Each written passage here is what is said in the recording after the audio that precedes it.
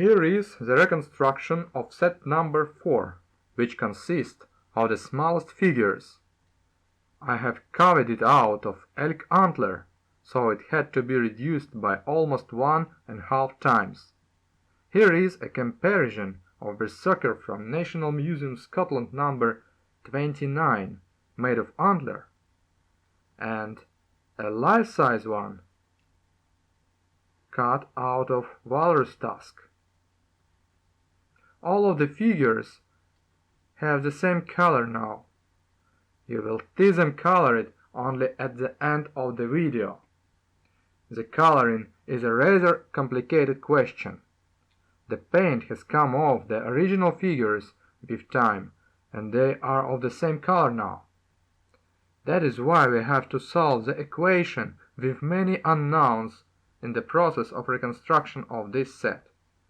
However, by summing up all of the received data, we will be able to present a convincing picture.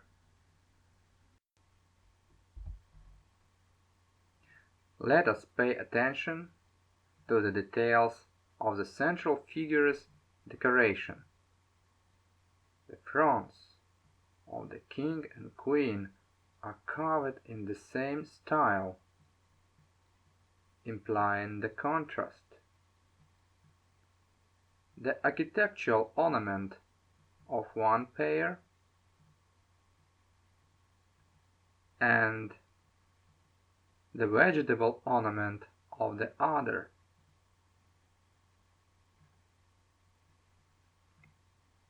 Bishops, too.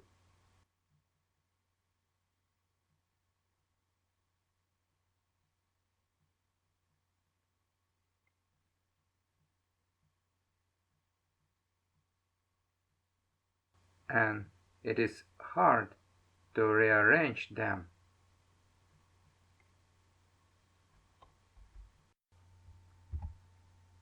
One bishop is standing. Maybe he is from another set. All of the bishops survived. That makes things more complicated. Out of 16 bishops, there are 9 standing and 7 sitting on throne. It appears that they cannot be distributed among sets while keeping the symmetry. I focused on high for the next set has a bishop number 93, which is only 2 mm superior to bishop number 91. Nevertheless, I still left him in another set. I have assumption about this based on the fact that the craftsman experienced a shortage of material which was very expensive. I also think that it is possible that bishop number 93, originally cut for the 4th set, was replaced by a standing figure that did not fit to the high of the set number 3. Therefore, the position of the bishop cannot indicate the side he occupies. In my opinion, we need to pay attention to smaller details. For example, for hearts. The mithras of the 2 bishops are decorated with simple lines, when the other 2 have no ornament at all.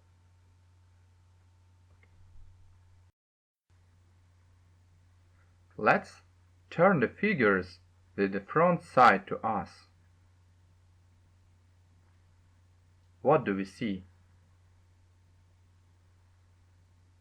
One group of figures, which we attributed by architectural decoration, has cut out eyebrows. Let's turn the other. There are no eyebrows at all. We found one more element of size identification. Moreover, The presence of such decorative elements may indicate the color of the figure. We find out from research on medieval chess that decoration sometimes replaced the coloring or came in combination with it. We figured out the central pieces now, but what about the rest? What are we paying attention to? The features of the Mithras decoration helped us to group the bishops.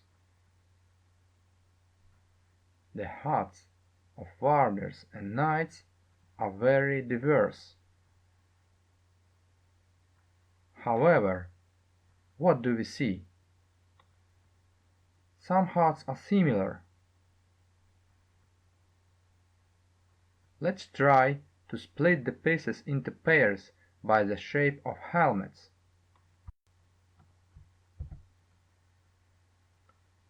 Two of them have chapelle de fer.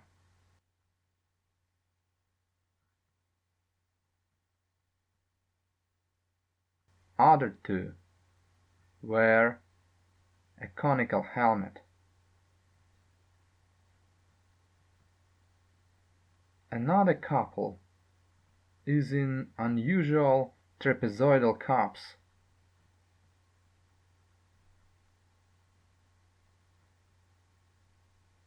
This unhelmeted berserker is in a male hood.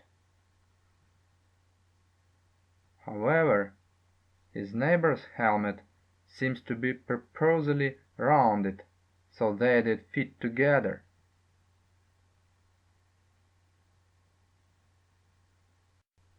It turns out what the whole variety of helmets is not a coincidence, so that you can confidently divide the figures into pairs.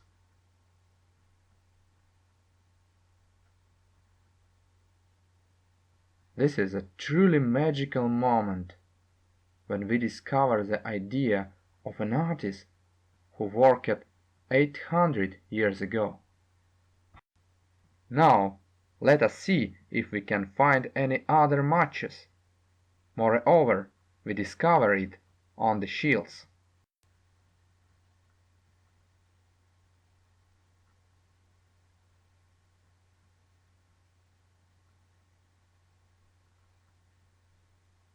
Except for the guys in the chapels. But what is the principle we should classify certain figures by one side or the other? Who is on the black and who is on the white? Perhaps the berserkers represent one battling side.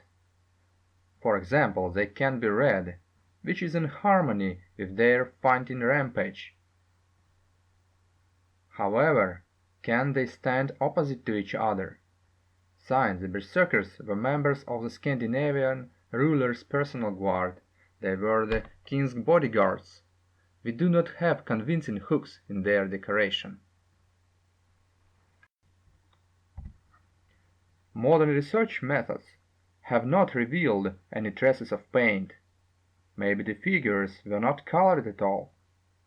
However, some information still has survived. It is a testimony from Madden, who has been first to describe the chessmen in 1832.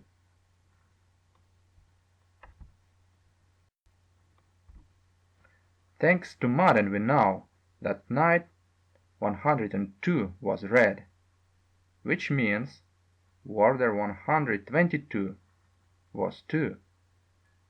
Berserker number 125 was red, which means knight 106 too. Moreover, bishop number 92 was red, so all relative pieces go to the red side.